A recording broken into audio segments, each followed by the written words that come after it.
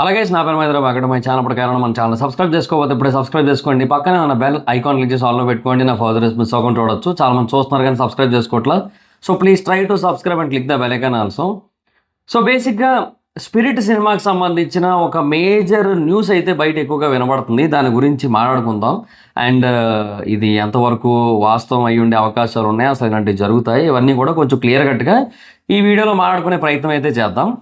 So దానికంటే ముందు యాక్చువల్గా నిన్న 24 hours గ్యాప్ కావాలని అడిగాను. ఒక 24 hours టైం కావాలి నాకు, కొంచెం సెటరేట్ అవ్వడానికి అనుకున్నాను. బట్ అంత టైం పట్టలేదు నాకు. అంటే నైట్ వీడియో పెట్టేసిన తర్వాత ఒక 3 గంటలు బీజిఎంఐ ఆడుకున్నా, కంటిన్యూస్గా ఆడాను. ఎరాంగిలు ఓవర్ మ్యాప్స్ అన్నీ ఆడుకున్నా. గ్యాంగ్ అంతా వచ్చింది, ఆడుకున్నాం. సో అయిపోయింది అండ్ మైండ్ అంతా ఫ్రెష్గా అయిపోయింది. అప్పుడు కూర్చొని ఆలోచించా రాత్రి 1 గంటన్నర ఆ టైంకి. నా జీవితంలో ఒక 36 గంటలు నాకు నచ్చినట్టు జరగలేదు, అంతే కదా. దానికి ఎందుకు నేను ఎంత సీరియస్గా తీసేసుకోవాలి అనిపించింది నాకు. లైక్ ఇప్పుడు లక్కీ భాస్కర్లో ఒక డైలాగ్ ఉంటుంది, నా జీవితంలో ఒక 30 నిమిషాలు నాకు నచ్చినట్టు జరగలేదని. ఆయనకు 36 నిమిషాలు జరగకపోతే నాకు 36 గంటలు జరగలేదు అంతే నాకు నచ్చినట్టు. సో దానికి ఎందుకు అంత ఓవర్గా మనసుకు తీసేసుకోవడం అనిపించింది. సో లెట్స్ ఈ ప్రాబ్లం ఇంకోటి ఏదైనా సొల్యూషన్ ఉంటే ఆలోచిద్దాం. ఇప్పుడు మనకి కంప్లీట్గా సొల్యూషన్ రాలేదు కాబట్టి నాకు ఇట్స్ ఓకే. సో తర్వాత చూసుకుందాం ఇట్లా ఆలోచించుకున్న ఏముంది, ఇంకా let's go back to the work అన్న ఫీలింగ్ వచ్చింది. మంచిగా పడుకున్నా, లేచా, స్టార్ట్ చేసా, అంతే ఇంకా. సో అంటే చాలామంది అనుకుంటూ ఉండొచ్చు ఇంత నెగిటివిటీ వచ్చింది కదా, సో అంత ఈజీ కాదు బయటికి రావడం, ఏమంటారు మాట్లాడటం, ఇవన్నీ కూడా అంత ఈజీ కాదు అనుకుంటారేమో. బట్ లేదు, ఆంధ్రాలో పుట్టాడు ఆగిపోతాడు. ఆదుకున్న వాళ్ళకంటే ఆడుకున్న వాళ్ళే ఎక్కువయ్యారు, అంతర్ధానం అయిపోతాడు అనుకున్నారా? వాయిస్లో అదే పేసు, వీడియోల్లో అదే పేసు, అస్సలు తగ్గేదేలే. సో లెట్స్ స్టార్ట్, టాపిక్లోకి వెళ్ళిపోదాం ఇంకా. సో ఇంకా మనకి ఇంట్రడక్షన్ ఇవన్నీ అయిపోయినాయి. ఇంకా ఇదే వీడియో మళ్ళీ ఇంకా మన ఫర్దర్గా ఇంట్రడక్షన్లో కూడా ఉండవు. సో ఇంకా let's go back to topic. So spirit cinema Prabhas గారి కెరియర్లో ఇంకా one of the most important and huge level of comeback oriented cinema అని చెప్పొచ్చు. అంటే ఈ రాజాసాబ్ ఇచ్చిన ఇంపాక్ట్ అలాంటిది మరి ఇంకా. సో బేసిక్గా ప్రభాస్ గారు don't needs any kind of comebacks because is always in market.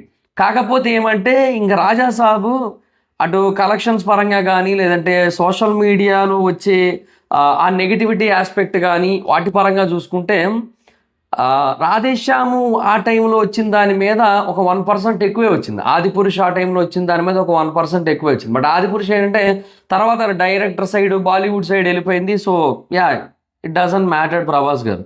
కాకపోతే ఇది కొంచెం ఇంపాక్ట్ ఇచ్చిందనే చెప్పాలి లైట్గా.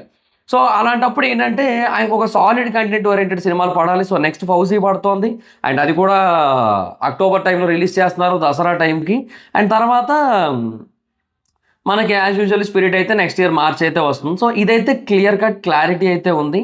So one of the most anticipated cinema అది ఎంటైర్ ఇండియాలో. అంటే బాలీవుడ్, హాలీవుడ్, బాలీవుడ్, టాలీవుడ్, కోలీవుడ్ అనేవి లేకుండా అన్ని వుడ్స్లోని కూడా ఇండియాలో మోస్ట్ యాంటిసిపేటెడ్ సినిమా ఇది స్పిరిట్ అనేది. సో ఇప్పుడు ఇలాంటి ఒక మూమెంట్ ఉన్న టైంలో దీని గురించి ఒక రూమర్ బయటకు వచ్చింది. అదేంటంటే ఇప్పుడు బేసిక్గా స్పిరిట్ గురించి ఫస్ట్ మనకి ఏదైనా ఒక కంటెంట్ వచ్చిందంటే రెండు వచ్చినాయి. ఒకటి ప్రభాస్ గారి పోస్టర్, రెండోది వచ్చి అదే ఆ one bad habit glimpse, audio glimpse. So ఈ రెండు తప్పిస్తే మనకు స్పిరిట్ గురించి ఏమి రాలే. సో ఈ వన్ బ్యాడ్ హ్యాబిట్ గ్లిమ్స్ ఏదైతే ఉందో ఆ గ్లిమ్స్కి వాయిస్ ఓవర్ ఇచ్చింది ప్రకాష్ రాజ్ గారు.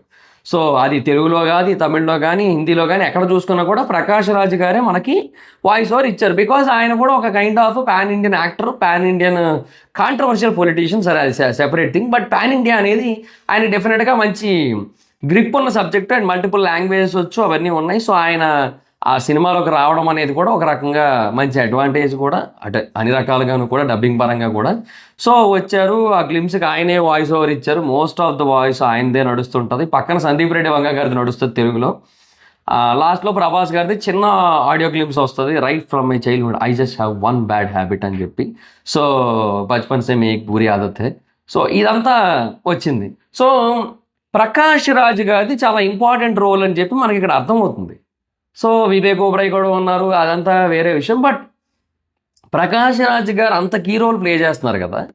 సో ఆయన గురించే వచ్చిన రూమర్ ఏంటంటే ఆయన స్పిరిట్ సినిమా నుంచి ఎగ్జిట్ అయిపోయారని చెప్పి. సో డైరెక్టర్కి అండ్ ప్రకాష్ రాజ్ గారికి, సందీప్ రెడ్డి వంగ గారికి అండ్ ప్రకాష్ రాజ్ గారికి మధ్య వచ్చిన క్రియేటివ్ డిఫరెన్సెస్ ఏవైతే ఉన్నాయో వాటి కారణంగా ప్రకాష్ రాజ్ గారు బయటికి వెళ్ళిపోయారు, లేదా టీమే తీసేద్దామని నిర్ణయించుకున్నారు అనేది ఒక రూమర్, ఒక బ్యాడ్ రూమర్. సో అంటే యాక్చువల్గా మనకు ఆ మధ్య తెలిసిందే కదా, ఆపిక పదుకుని, ఐ మీన్ ఆపిక నుంచొని అని కూడా అనుకోవచ్చు మనం. సో ఆవిడ అదే మీకు తెలియకపోతే అదేనే, బాట్ ఫాలోవర్స్ 80 మిలియన్ ఉంటారు, ఆవిడ ఇన్స్టాగ్రామ్లో ఉంటుంది. ఆవిడ సో ఆవిడ వెళ్ళిపోయింది కదా స్పిరిట్ సినిమాలో. ఆవిడ గురించి మనం ఏదైనా కూడా మాట్లాడుకోవాలంటే అది అల్లు అర్జున్ గారిది అట్లీ గారి సినిమా మాత్రమే, AA22. అందులో ఆవిడే మెయిన్ లీడ్ కాబట్టి అందులో తప్పదు. బట్ ఈ సినిమా విషయానికి వచ్చినప్పుడు మటుకు ఈ సినిమాకి మనం ఇట్లాగే మాట్లాడాలి. స్పిరిట్ గురించి మాట్లాడినప్పుడు ఇలాగే మాడతాం, ఆవిడకు వచ్చినప్పుడు అలాగే మాడుకోవాలి, ఇంకా తప్పదు మరి, ఆవిడ అందులో చేస్తుంది కాబట్టి. సో ఇందులో ఆవిడ ఎందుకు వెళ్ళిందో మనకు అందరికీ తెలుసు. ఆవిడ అన్ప్రొఫెషనల్ బిహేవియర్ కోసం కూడా మనకు తెలుసు, అన్నీ చూసాం మనం. ఇట్ విల్ గో ఆన్ అంతే. సో ఇక్కడ పాయింట్ ఏంటంటే, ఆవిడ ఎలాగైతే వెళ్ళిపోయిందో ఈ ప్రాజెక్ట్లోంచి, సేమ్ అలాగే ప్రకాష్ రాజ్ గారు కూడా వెళ్ళిపోయారు ఈ ప్రాజెక్ట్లోంచి. ఏందో ఈ ప్రాజెక్టు మొదటి నుంచి కూడా అటు ఇటుగానే ఉంది, అస్తవ్యస్తంగానే ఉంది, ఎటెడిపోతుందో అర్థం కావట్లేదు. సో అన్న ఒక పాయింట్ ఆఫ్ ఒపీనియన్ తీసుకొచ్చే ప్రయత్నం జరిగింది కొంతవరకు. కానీ తర్వాత వచ్చిన క్లారిటీ ఏంటో తెలుసా, అవేవి కూడా రైట్ కాదు, అవన్నీ రూమర్స్, అవేవి నిజం కాదు, అవన్నీ ఫేక్. సో ప్రకాష్ రాజ్ గారు స్పిరిట్లో లేరు అనేది ఫేక్. సో ఇదంతా కూడా మేబీ బాలీవుడ్ సైడ్ నుంచి వచ్చి ఉండొచ్చు.